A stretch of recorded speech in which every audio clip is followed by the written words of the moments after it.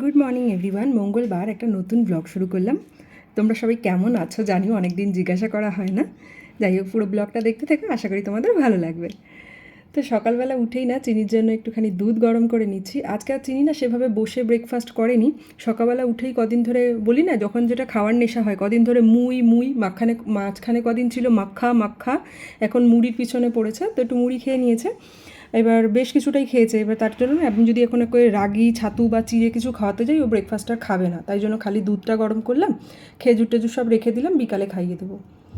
তো ওই আর কি দুধটা খাইয়ে দিয়েছি। এখন আমাকে ডেকে নিয়ে এসছে বেসিনের সামনে, ওখান থেকে আমার আর সন্দীপের ব্রাশ ওকে দিতে বলছে।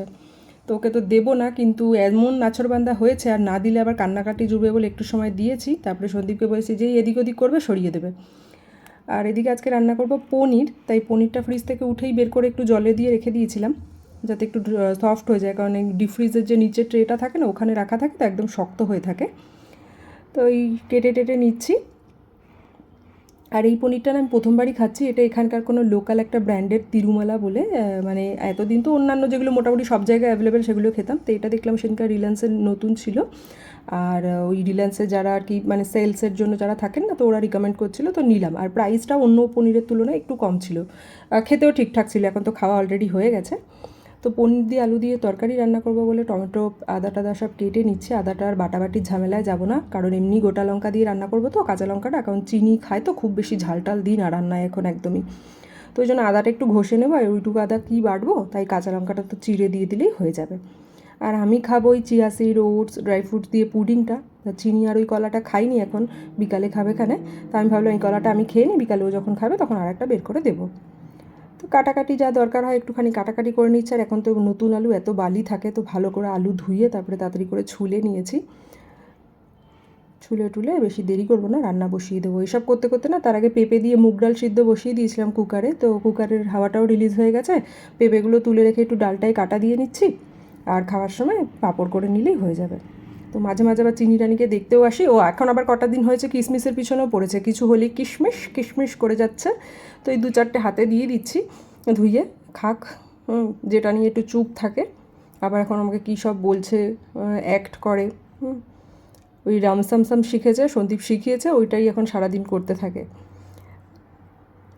লন্ড্রি ব্যাগের পাশে এসে নাকি খাচ্ছে বাথরুমের সামনে দাঁড়িয়ে দাঁড়িয়ে। তো রান্নাবান্না আমার হয়ে গেছে, পেঁপে দিয়ে মুগের ডাল আর আলু পনিরের তরকারি। আর এদিকে এখন চিনিকে দেবো একটু ডাব। তো ওই ডাবটা আর কি কাটছি। তো প্রথম ভেবেছিলাম এই চাকুটা দিয়ে কাটতে পারবো, কিন্তু এই চাকুটা একটু পাতলা, তো তারপরে বড় চাকু দিয়ে কাটলাম। তো চিনি এই 1 গ্লাস খাবে, বাকিটা আমি খেয়ে নেব। তো তারপরে না চিনিকে তেল টেল মাখিয়ে স্নান করিয়ে দিয়েছিলাম। ও প্রায় 1.5-2 ঘন্টা ঘুমিয়ে উঠেছে, এখন আমাদের সাথেই লাঞ্চ করবে।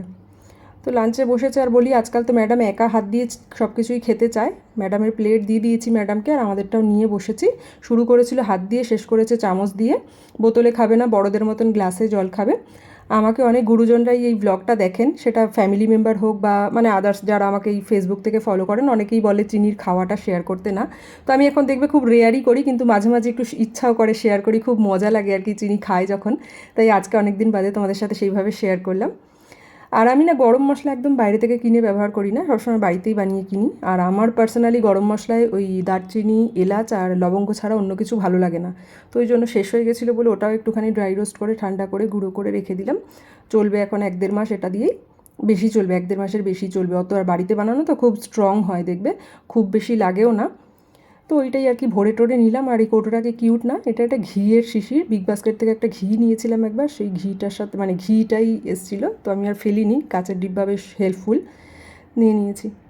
তারপরে চিনি জামা টামা ছাড়িয়ে দিয়েছিলাম। বিকালের দিকে দাক্ষু এসেছিলো খেলতে, দাক্ষুর মাঝখানে 2-1 দিন জ্বর ছিল বলে আর আসেনি। তারপরে এখন চিনির সাথে এসে একটু খেলছে। আর তোমাদের সাথে একটু শেয়ার করি, এখন তো অনেকেই গ্রিন টির সাথে খুবই পরিচিত। তো আমি রিসেন্টলি এই গ্রিন টিটা বেশ কিছুদিন হয়ে গেছে খাচ্ছি, নিউট্রিওয়ানের। গ্রিন টি কিন্তু আমাদের অনেক হেল্প করে, ফ্যাট বার্নিংয়ে বুস্ট করে, তারপরে ব্লাড সুগার কন্ট্রোল করে, ব্রেন ফাংশন ইমপ্রুভ করে। এছাড়া গ্রিন টির কিন্তু আরও অনেক মানে আর কি উপকার হয় গ্রিন টি খেলে। সেটা হচ্ছে তোমার ক্যাফাইন ইনটেক, যেমন কফি চাতে অনেক পরিমাণ ক্যাফাইন থাকে, গ্রিন টি খেলে কিন্তু ক্যাফাইন ইনটেক কম হয়ে যাচ্ছে। ওয়েট লসে সাহায্য করে, মেটাবলিজম রেট ভালো থাকে, ইমিউনিটি সিস্টেম বাড়ে, প্লাস ইনডাইজেশনটাকেও কিন্তু মানে সুদিং করে। এছাড়া তুমি খাওয়ার পরে না দেখবে একটা রিল্যাক্স রিফ্রেশ আর কি হয়। তো 3 মিনিটের জন্য এই নিউট্রিওয়ানের গ্রিন টিটা আর কি ডিপ করে রাখতে হয় গরম জলে, তারপরে 3 মিনিট বাদে টি ব্যাগটা সরিয়ে দিয়ে খেতে হয়। ম্যাক্সিমাম 3 to 4 টাইমস আমি দিনে খাই। তোমাদের কারোর যদি কোনো হেলথ ইস্যু না থেকে থাকে খেতেই পারো, কোনো প্রবলেম হয় না। 5 টাইমস ম্যাক্সিমাম খাওয়া যায়। আদারওয়াইজ যদি কোনো দরকার হয় এক্সপার্টের থেকে, লাইক ডক্টর বা হেলথ কোচের থেকেও একবার পারমিশন নিয়ে খেতে পারো। তবে এখনকার দিনে অনেকেই খেয়ে থাকে। এটার লিঙ্ক আমি দিয়ে দেবো ডেসক্রিপশন বক্সে, ফ্লিপকার্টে পাওয়া যায়, একবার ট্রাই করতে পারো, পকেট ফ্রেন্ডলি। তো চিনিকেও খেজুরটা আর কলাটা খাইয়েছিলাম সকালে, খেজুর আর কলাটা খাইনি, তো কলাটা খেলো আর দুটো ভেজানো খেজুর খেলো। খেয়ে এখন ওকে নিয়ে একটু যাচ্ছি পার্কে। আর এখন সন্দীপের মর্নিং শিফট চলছে, আর আমারও প্রায় সকালবেলা রান্না বান্না সব তাড়াতাড়ি হয়ে যাচ্ছে। চিনিও ঘুমটুম দিয়ে নিচ্ছে তাড়াতাড়ি করে, সব কিছু একদম সুন্দর স্মুথলিভাবে চলছে। অন্য সময়ও চলে, বাট অন্য সময়গুলো সন্দীপের লেট শিফট থাকলে আমরাও সেক্ষেত্রে একটু লেটেই উঠি, তো ওই জন্য একটু দেরি হয়। তো ঠান্ডা তো নেই, বাট স্কুটিতে যাবে বলে জ্যাকেট ট্যাকেট সব পরিয়ে দিলাম, টুপি টুপি পরিয়ে দিলাম। এখন ম্যাডামকে নিয়ে যাব একটু পার্কে, তো এই আর কি, টুপি টুপি পরিয়ে দিচ্ছি। আর ম্যাডাম তো বাবা বাইরে দাঁড়িয়ে আছে স্কুটি নিয়ে, একদম পাগল হয়ে যাচ্ছে। তো পার্কে চলে এসেছি, এসে দেখো হাত ছেড়ে দিয়ে দৌড়ানো শুরু করে দিয়েছে, একদম খুশিতে পাগল হয়ে গেছে। ও কোথা থেকে উঠবে সেটা বুঝতে পারছে না, খালি দৌড়েই যাচ্ছে। তারপর নিজে নিজেই একটা জায়গা থেকে উঠেছে, উঠে গিয়ে মেরিগো রাউন্ড, যে ওর কী ফেভারিট কী বলবো, মানে ওটার উপরে এখন বসে চড়ে না, গিয়ে ওটা ধরে ধরে গোল গোল করে ঘুরবে। আর আগের দিন বলছিলাম এখানে সিঁড়িগুলো খুব সরু সরু, এই যে দেখো খালি রডের মতন।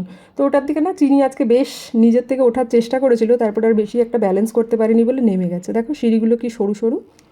তো ওখান থেকে এসে আজকে চিকেন নেব, তাই চলে এসেছি। এই দোকানটা আমাদের বাড়ির সামনেই, তো ওখানে, আর এখানে সব চিকেনের দোকান না খুব পরিষ্কার পরিচ্ছন্ন, কাচ দিয়ে ঢাকা থাকে, মানে সব কিছু বেশ ভালো অর্গানাইজড আর কি। তো চিনি আবার আয়নায় টাটা টাটা করছে। এইটুকু সময়ের জন্য টুপিটা আর খুলিনি, কারণ আবার আমরা স্কুটিতে উঠে বাড়ির দিকে যাব। আর দেখো কোথাও গিয়ে একটু চুপ করে বসে না গো, একটু চুপ করে বসে না, এখানে উঠছে ওখানে উঠছে, ডিম ধরে টানছিল, বকা দিয়েছি। আর এটা আমাদের বাড়ির সামনেই একটা মসজিদ আছে, তো ওখানে দেখো সুন্দর আলো জ্বলছে, প্রত্যেক দিনই জ্বলে, দেখতে কি ভাল লাগছে। তো এখন আবার পাপার কাছে দৌড়ে চলে গেছে। তো এইসব করে বাড়িতে চলে এসছে, এখন 7:15 মতন বাজে। চিনি অল্প একটু দুধ খাবে, কারণ সেই বিকালে খেজুর আর কলা খেয়েছিল, যা পার্কে দৌড়াদৌড়ি করেছে, খিদে তো ডেফিনেটলি পেয়েছে। আমিও চিকেনগুলো ধুয়ে নিলাম, তারপরে গিয়ে না চিনি ঘুমিয়ে পড়েছিল, প্রায় 2.5-3 ঘন্টা ঘুম দিয়ে 10:10-এর সময় ঘুম থেকে উঠেছে।